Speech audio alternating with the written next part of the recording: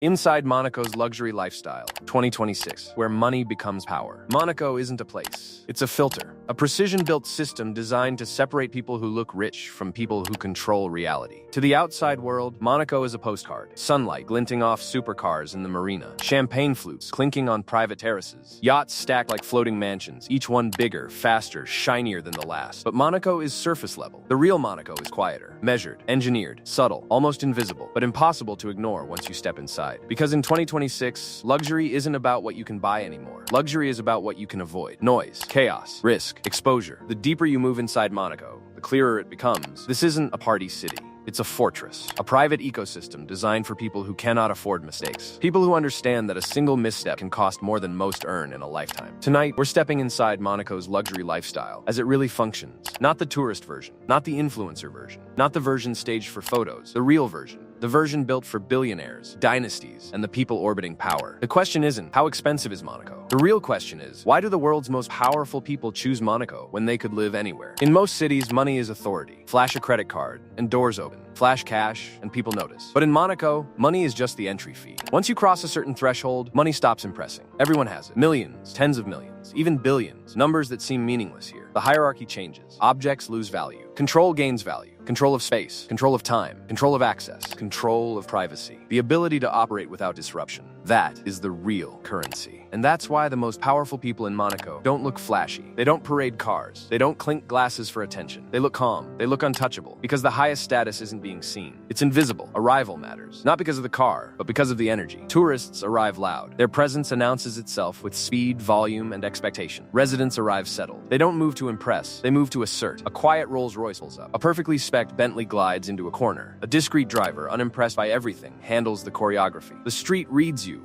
before anyone speaks. Do you rush? Do you scan? Do you seek reactions? Or do you move like the environment belongs to you? In Monaco, belonging is proven through stillness. Confidence isn't loud, it's unshakable. Even the simple act of walking becomes a signal. Tourists wander, gaze flitting. Cameras in hand. Residents move as though the streets themselves are part of them. A glance is measured. A pause is deliberate. Every step communicates a sense of permanence. Hotels in Monaco aren't places to sleep. They are identity filters. The Hotel de Paris signals legacy. The Fairmont signals international movement. Monte Carlo Bay signals curated modern wealth. The lobbies are not lobbies. They are stages. Every surface, every staff member, every glance communicates hierarchy. The people with real power don't hurry. They don't perform. They are expected. Staff can identify instability instantly. Tourist wealth, temporary money, insecure status. Monaco isn't interested in how much you have. It's interested in how stable you are. Because instability costs more than money. Geography is power. To outsiders, Monaco is small. To insiders, it is layered. Monte Carlo has visibility and influence. Fontvieille is controlled and calm. Larvado is modern discretion. And Mariterra is the future. A $2.5 billion land reclamation project built for silence. Pedestrian first. Minimalist. Engineered peace. Here, the ultra-rich pay record price is not for the view, not for the architecture, but for quiet. No traffic, no chaos, just atmosphere. Monaco Ville, the rock, signals legacy. History. Belonging. Choosing a district isn't real estate, it's psychological positioning. The location you occupy tells the world who you are, who you aspire to be, who you already are. Safety is Monaco's most expensive luxury. One police officer for roughly every 70 residents, the highest ratio on Earth. An AI-powered safe city grid monitors every inch of the principality. License plates are tracked, movements mapped, borders controlled. This isn't paranoia, it's infrastructure. In 2026, safety isn't just peace of mind, it is the ultimate flex. Being untouchable isn't just about money, it's about control. Even the smallest gestures are monitored. Visitors are cataloged. Suspicious behavior is flagged. Security doesn't sleep, and neither does the system. Privacy is the highest currency, and Monaco enforces it with precision. Residency isn't automatic. Even wealth must apply. A minimum $500,000 deposit in a Monegasque bank. Proof of accommodation. Background checks. Behavioral assessment. Monaco doesn't want excitement. It wants predictability. Even billionaires can be rejected. Because Monaco isn't governed by money. It governs money. It filters. It is a discipline. It demands that residents conform to the ecosystem, or they will not be permitted entry. This is why families build legacies here. It's why dynasties pass estates from generation to generation. Monaco isn't a city. It's a system. It rewards patience, judgment, and long-term thinking. The Grand Prix is not Monaco. It is a performance. The spectacle exists for outsiders. Tourists, media, cameras, they see the glittering race, the speed, the thrill. But the real Monaco exists for the other 51 weeks. Quiet mornings, private dinners, terraces without camera, conversations without recording devices. The elite disappear during attention because attention is a risk. Visibility invites disruption.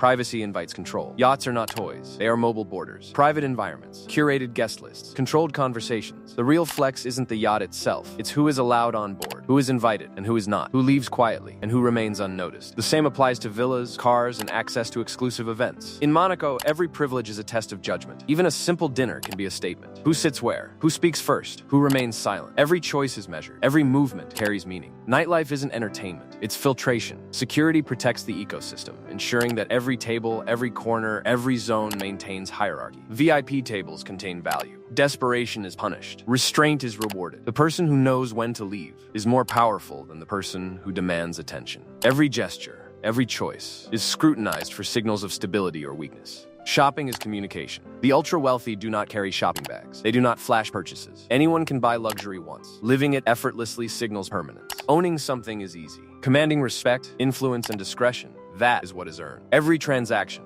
every appearance, every interaction carries psychological weight. It is a language, and Monaco is fluent in it. Restaurants, boutiques, and even the smallest cafes operate as microcosms of society. Who is served first? Who is acknowledged? Who is allowed to linger? The ecosystem is subtle, but it is constant. Monaco is not free. The cost of stability is pressure. Constant evaluation. Zero tolerance for scandal. One misstep can echo across networks, relationships, and reputations. Social status is not just seen. It is measured. It is calculated. But for those who survive the filter, Monaco offers something no other city can. Control, privacy, peace. In a world built on noise, the ultimate luxury is silence. Monaco isn't a playground. It's a sanctuary, where luxury becomes infrastructure, where power whispers and the uninitiated cannot hear. The streets are curated. The air is curated. Even the shadows are managed. Every element is deliberate. Every interaction is meaningful. Here, money is only the beginning. Control is the prize. Power isn't flaunted. It's exercised quietly. Wealth isn't proven by cars or watches. It's proven by calm, by permanence, by the ability to operate without interference. The yachts dock silently. The terraces remain private. The private jets land and take off without notice. In Monaco, being seen is not power. Being untouchable is. This is a place where dynasty matters more than trend, where patience is the ultimate currency, and where the cost of entry is dwarfed by the cost of sustaining influence. For the millions who visit, Monaco is a vacation. For the few who belong, Monaco is a machine, a system, an ecosystem designed to reward the discipline, the stable, and the unshakable, to test resolve,